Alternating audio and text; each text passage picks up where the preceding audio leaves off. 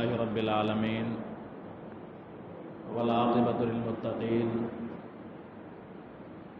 والصلاة والسلام على سيد المرسلين أما بعد قال الله تبارك وتعالى في كلامه المجيد أعوذ بالله من الشيطان الرجيم بسم الله الرحمن الرحيم وعلمك ما لم تكن تعلم وكان فضل الله عليك عظيما وقال النبي صلى الله عليه وسلم إنما بعثت معلما صدق الله العظيم وصدق رسوله النبي الكريم ونحن على ذلك لمن الشاهدين والشاكرين۔ محترم بزرگوں، عزیز ساتھیوں، گزشتہ ہفتے آپ حضرات کے سامنے نبی اکرم صلی اللہ علیہ وسلم کے سب سے بڑے معجزے اور آپ کی سب سے اونچی شان کا ذکر کیا گیا تھا کہ نبی کریم صلی اللہ علیہ وسلم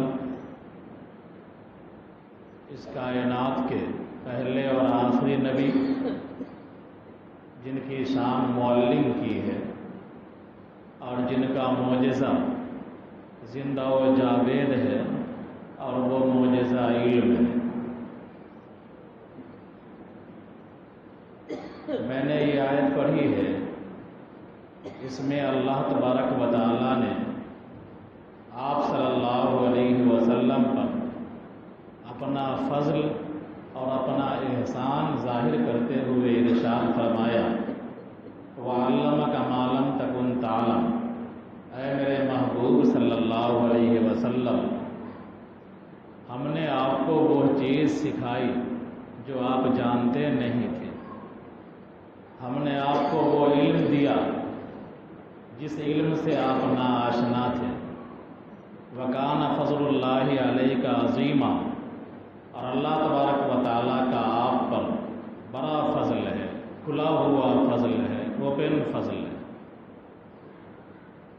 تو نبی کریم صلی اللہ علیہ وسلم کو اللہ نے وہ سکھایا جو حضور جانتے نہیں تھے، اور نبی کریم صلی اللہ علیہ وسلم نے ہم لوگوں کو، امت کو وہ سکھایا جو امت نہیں جانتی تھی، انسان نہیں جانتا تھا۔ سیرت کی کتابوں کا مطالعہ کرنے سے پتہ چلتا ہے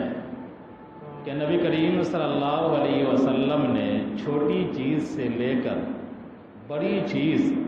بڑی سے بڑی چیز سب آپ صلی اللہ علیہ وسلم نے بیان کر دیا، امت کو سکھایا۔ اس کی ایک مثال ہے حضرت سلمان فارسی رضی اللہ تعالیٰ عنہ، بڑے صحابی ہیں۔ ایک شخص آیا اور اس نے حضرت سلمان فارسی رضی اللہ عنہ کے سامنے مذاق اڑایا کہ دیکھو تمہارے نبی کو، کہ تمہارا نبی تو بول و براز کی تعلیم دیتا ہے، پیشاب پاخانے کے بارے میں ذکر کرتا ہے، یہ مذاق اڑا رہا ہے۔ حضرت سلمان فارسی رضی اللہ تعالیٰ عنہ نے اس کے مذاق کو اپنا فیشن بنا کر کے پیش کیا کہ تم یہ مذاق اڑاتے ہو، ہاں ہمارے نبی صلی اللہ علیہ وسلم نے ہم کو پیشاب کرنے کا بھی طریقہ سکھایا، پاخانہ کرنے کا بھی طریقہ سکھایا، ہمیں حکم دیا کہ تم کو مشرق کی طرف نہ رخ کرنا ہے نہ مغرب کی طرف رخ کرنا ہے، مشرق کی طرف نہ رخ کرنا ہے نہ مغرب کی طرف رخ کرنا ہے، تم کو شمال اور جنوب کی طرف جانا ہے۔ میں اپنے اعتبار سے کہہ رہا ہوں، حدیث میں ہے کہ تم کو جنوب اور شمال کی طرف رخ نہیں کرنا ہے، مشرق اور مغرب کی طرف تم رخ کر سکتے ہو، لیکن اپنے اعتبار سے میں کہہ رہا ہوں کہ سلمان فارسی رضی اللہ تعالیٰ عنہ نے بتلایا کہ تم کو نہ مشرق کی طرف رخ کرنا ہے پیشاب کرتے ہوئے، اگر تم مشرق کی طرف رخ کرو گے تو تمہارا پچھلا حصہ مغرب کی طرف چلا جائے گا، اور مغرب کی طرف رخ کرو گے تو قبلے کی توہین ہے، تو نہ مشرق کی طرف گھوم سکتے ہو نہ مغرب کی طرف گھوم سکتے ہو۔ آگے آپ نے بتلایا کہ نبی کریم صلی اللہ علیہ وسلم نے ہم کو اور سکھایا ہے کہ ہم گوبر سے استنجا نہیں کر سکتے، ہڈی سے استنجا نہیں کر سکتے، گوبر سے استنجا پاکے نہیں ہوگا، اور ہڈی جنات کی غذا ہے، خوراک ہے، اور نقصان پہنچنے کا خدشہ ہے۔ تو جس چیز کا یہ چھوٹی سی چیز ہے نبی کریم صلی اللہ علیہ وسلم نے امت کو بتلایا، لوگوں نے مذاق اڑایا، حضرت سلمان فارسی نے اس مذاق کو مثبت انداز میں لیتے ہوئے دین کی تبلیغ بھی کر دیا اور فیشن بنا دیا۔ اور نبی کریم صلی اللہ علیہ وسلم نے بڑی سے بڑی چیز سکھائی۔ احادیث کا مطالعہ کرنے سے اور سیرت کی کتابوں کا مطالعہ کرنے سے اور تاریخ عالم پر نگاہ ڈالنے سے پتہ چلتا ہے۔ میں گزشتہ ہفتے کہا تھا کہ نبی کریم صلی اللہ علیہ وسلم نے لکھنے کے رواج کو فروغ دیا، صحابہ کرام کو بدر کے قیدیوں سے سکھوایا کہ تم لکھنا سیکھو۔ حضرت زید بن ثابت نے انہی سے لکھنا سیکھا۔ نبی کریم صلی اللہ علیہ وسلم پہلے بادشاہ ہیں، پہلے نبی ہیں جنہوں نے تقریباً 225 خطوط لکھے ہیں مختلف بادشاہوں کو، 229۔ نبی کریم صلی اللہ علیہ وسلم پہلے بادشاہ ہیں دنیا کے، نبی کریم صلی اللہ علیہ وسلم پہلے رسول ہیں دنیا کے جنہوں نے مختلف بادشاہوں کو، امراء کو دعوتی خطوط لکھا ہے، 229 کی تعداد پائی جاتی ہے۔ نبی کریم صلی اللہ علیہ وسلم پہلی ہستی ہیں اس کائنات کی کہ نبی اکرم صلی اللہ علیہ وسلم نے سرکاری دستاویزات تیار کروائے، سرکاری فرامین کو لکھوایا۔ تاریخی روایتوں میں آتا ہے کہ نبی کریم صلی اللہ علیہ وسلم نے تقریباً 225 سرکاری دستاویزات تیار کروائے، اور آپ نے مختلف سفراء، مختلف ممالک کے نمائندوں کے ذریعے سے جو دستاویز تیار کرایا، ان سے بات چیت کر کے اس کی تعداد 300 کے قریب ہے۔ تو آپ سے پہلے باضابطہ سرکاری طور پر خطوط بھیجنے کا، خطوط پر مہر لگانے کا، دستاویزات تیار کرنے کا، سفراء سے بات کر کے اور اس بات کو ریکارڈ میں لانے کا کوئی رواج دنیا میں نہ تھا۔ نبی اکرم صلی اللہ علیہ وسلم نے اس معاملے میں ایک مثال قائم کیا، دنیا کے سامنے نظیر پیش کی، اور بعد میں دنیا نے اسی کو اپنایا۔ نبی کریم صلی اللہ علیہ وسلم ہی ایسی ہستی ہیں جنہوں نے لڑکیوں کی تعلیم کے لیے دروازے کھولے۔ آپ سے پہلے عورتوں کی تعلیم، لڑکیوں کی تعلیم کے لیے نہ کوئی نظم ہوا کرتا تھا، اور نہ لڑکیاں اور عورتیں علم حاصل کیا کرتی تھیں۔ نبی کریم صلی اللہ علیہ وسلم نے عورتوں پر احسان عظیم فرمایا کہ آپ نے علم کے دروازے ان کے لیے بھی کھول دیے۔ مشہور حدیث ہے جو آپ سنتے ہیں کہ فرمایا پیارے آقا صلی اللہ علیہ وسلم نے کہ جس کو اللہ تبارک و تعالیٰ 3 لڑکیاں دے اور اس نے ان تینوں کو پڑھایا، لکھایا، پرورش کیا، اور وقت مقررہ پر اس کا نکاح کر دیا، نکاح سے پہلے بھی حسن سلوک کیا، نکاح کے بعد بھی حسن سلوک کرتا رہا، تو اس کے لیے جنت واجب ہوگی۔ یہ لڑکیوں کے لیے علم حاصل کرنے کے دروازے کو اوپن کرنا تھا، کھولنا تھا۔ ایک دوسری حدیث کے اندر پیارے آقا صلی اللہ علیہ وسلم نے ارشاد فرمایا 3 طرح کے افراد ایسے ہوتے ہیں جن کو اللہ تبارک و تعالیٰ دوہرا اجر دیتا ہے۔ ان 3 میں سے ایک فرد وہ ہے جس کے پاس کوئی بچی ہو، یا اس کے پاس باندی ہو، یا اس کے پاس لڑکی ہو، یا اس کے پاس چھوٹی بہن ہو، یا معاشرے اور سماج کے کوئی بچی کو وہ رکھے ہوا ہے اور اس کو پڑھاتا ہے، لکھاتا ہے، ادب سکھاتا ہے، تعلیم دیتا ہے، تو پیارے آقا صلی اللہ علیہ وسلم نے فرمایا کہ ایسے لوگوں کو دوہرا اجر دیا جاتا ہے، ڈبل اجر ملتا ہے۔ پیارے آقا صلی اللہ علیہ وسلم ہی کی شان ہے کہ آپ نے علوم کو عوامی بنا دیا، یعنی علم کو فری کی چیز بنایا، اور ہر ایک کو حق دیا کہ ہر آدمی علم حاصل کر سکتا ہے۔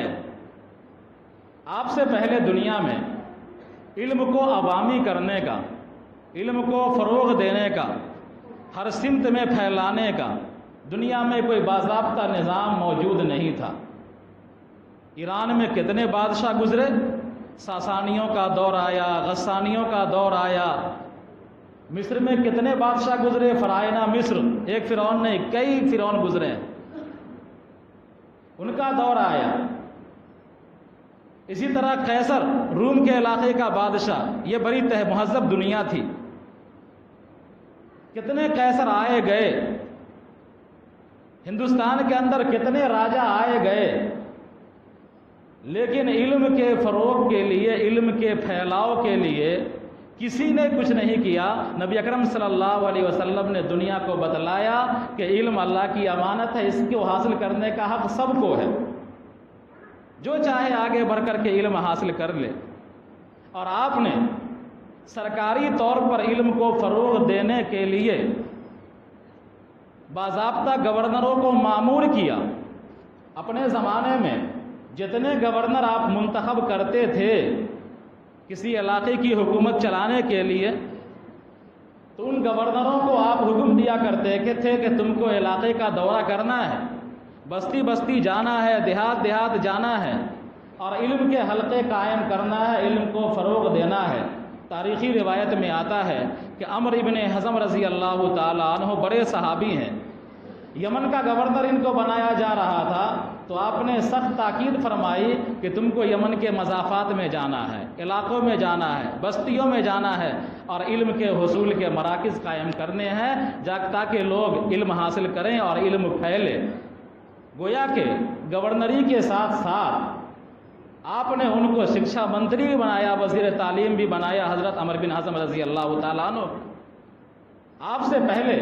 دنیا کے اندر علم کو فروغ دینے کا سرکاری کوئی نظام دنیا کے اندر کبھی نہیں ہوا، تو آپ کا احسان ہے دنیا پر، تمام لوگوں پر جو آج علم حاصل کر رہے ہیں۔ نبی کریم صلی اللہ علیہ وسلم نے ان کے لیے علم کے دروازوں کو کھولا ہے اور علم کے دروازے کو اوپن کیا ہے، جو چاہے علم حاصل کرے۔ علم کو فری کی چیز بنایا ہے، لکھنے پڑھنے کا نظم کروایا ہے، رہنے سہنے کے انتظام کے ساتھ اسکول کھلوائے ہیں، مدرسے کھلوائے ہیں نبی کریم صلی اللہ علیہ وسلم۔ تو آپ کا احسان عظیم ہے دنیا پر۔ میں بات شروع کیا تھا کہ آپ نے چھوٹی چیز بھی سکھائی اور بڑی چیز بھی آپ نے سکھائی۔ حدیث کے اندر آتا ہے، مسند احمد کی روایت ہے کہ نبی کریم صلی اللہ علیہ وسلم نے ابو ذر رضی اللہ تعالیٰ عنہ بڑے صحابی ہیں، وہ بیان کرتے ہیں، کہتے ہیں سائنسی علوم، سائنسی علوم، سائنسی علوم۔ نبی کریم صلی اللہ علیہ وسلم نے پہلے ایسے شخص ہیں، ایسے فرد ہیں اور پہلے ایسے بشر ہیں جنہوں نے انسانوں کے ذہن کو سائنس کی طرف لگایا، سائنسی بنایا۔ اس زمانے میں، جس زمانے میں اس عنوان سے لوگ سوچ نہیں سکتا تھا، اس زمانے میں آپ صلی اللہ علیہ وسلم نے ارشاد فرمایا۔ راوی بیان کرتے ہیں، حضرت ابو ذر کہتے ہیں کہ نبی کریم صلی اللہ علیہ وسلم نے کوئی چیز بیان کرنا ہم سے چھوڑا نہیں، یہاں تک کہ پرندہ جو اپنے پروں کو پھیلا کر ہوا میں اڑتا ہے، نبی کریم صلی اللہ علیہ وسلم نے اس کے بارے میں بتلایا وہ کیسے اڑتا ہے۔ دوسری روایت ہے، انہی کی روایت ہے ابو ذر رضی اللہ تعالیٰ عنہ کی، کہ نبی کریم صلی اللہ علیہ وسلم نے ہم سے کوئی چیز بیان کرنا چھوڑا نہیں، یہاں تک کہ پرندہ جو ایک جگہ سے دوسری جگہ منتقل ہوتا ہے اڑ کر کے اپنے پروں کے ذریعے، نبی کریم صلی اللہ علیہ وسلم نے اس کا بھی ذکر ہمارے سامنے کیا۔ یہ انسان کی سوچ کو آگے بڑھانا تھا کہ تم غور کرو کہ پرندہ ہوا میں کیسے اڑتا ہے، اپنے پروں کو کیسے پھیلاتا ہے، کون سی طاقت کے ذریعے پرندہ آگے بڑھتا ہے، کون سی طاقت کے ذریعے پرندہ دائیں ہوتا ہے، بائیں ہوتا ہے، تم غور کرو۔ آگے چل کر دنیا نے غور کیا، دنیا آج ہوائی جہاز اڑا رہی ہے، راکٹ اڑا رہی ہے۔ نبی کریم صلی اللہ علیہ وسلم پہلے ایسے فرد ہیں کہ جنہوں نے کائنات کی تخلیق اور کائنات کی انتہا کے بارے میں بتایا۔ عمر فاروق رضی اللہ تعالیٰ عنہ راوی ہیں، بیان کرتے ہیں کہ ایک مرتبہ نبی کریم صلی اللہ علیہ وسلم کھڑے ہوئے منبر پر اور آپ نے کائنات کی ابتدا کے بارے میں بتلانا شروع کیا۔ اور ابتدا کے بارے میں بتلاتے بتلاتے، یعنی کائنات کی ابتدا کیسے ہوئی، تو اس ابتدا کو بتلاتے بتلاتے آپ کائنات کی انتہا تک پہنچے، اور کائنات کی انتہا کو بیان کرنے کے بعد آپ نے بتلایا کہ لوگ جنت میں داخل ہونے کا بھی ذکر کیا، جہنم میں داخل ہونے کا ذکر کیا، یعنی کائنات کے آغاز سے لے کر اس کائنات کی انتہا تک آپ صلی اللہ علیہ وسلم نے ایک مجلس کے اندر بیان کر دیا۔ عمر فاروق رضی اللہ تعالیٰ عنہ بیان کرتے ہیں، اسی حدیث میں یہ جملہ ہے کہ سب نے سنا، جس نے یاد کیا سو یاد کیا، جو بھول گیا وہ بھول گیا۔ تو نبی کریم صلی اللہ علیہ وسلم نے کائنات کے اندر غور و فکر کرنے کی باضابطہ ترغیب دی۔ کائنات کا آغاز کیسے ہوا، کائنات کا اختتام کیسے ہوا، آج دنیا اس پر غور کر رہی ہے، دنیا آگے بڑھ رہی ہے، یہی تو سائنسی علوم ہے۔ نبی کریم صلی اللہ علیہ وسلم نے اس زمانے میں، جس زمانے میں لوگوں کی سواریاں کیا تھیں، لوگوں کی سواریاں اونٹنیاں ہوا کرتی تھی، اونٹ ہوا کرتے تھے، لوگوں کی سواریاں گدھے تھے، لوگوں کی سواریاں ہاتھی ہوا کرتے تھے۔ اس زمانے میں، جس زمانے میں موٹروں کا، بڑی سواریوں کا کوئی رواج نہیں تھا، دنیا کے اندر کوئی چلن نہیں تھا، پوری دنیا میں کہیں بھی بڑی سواریوں کا انتظام نہیں تھا،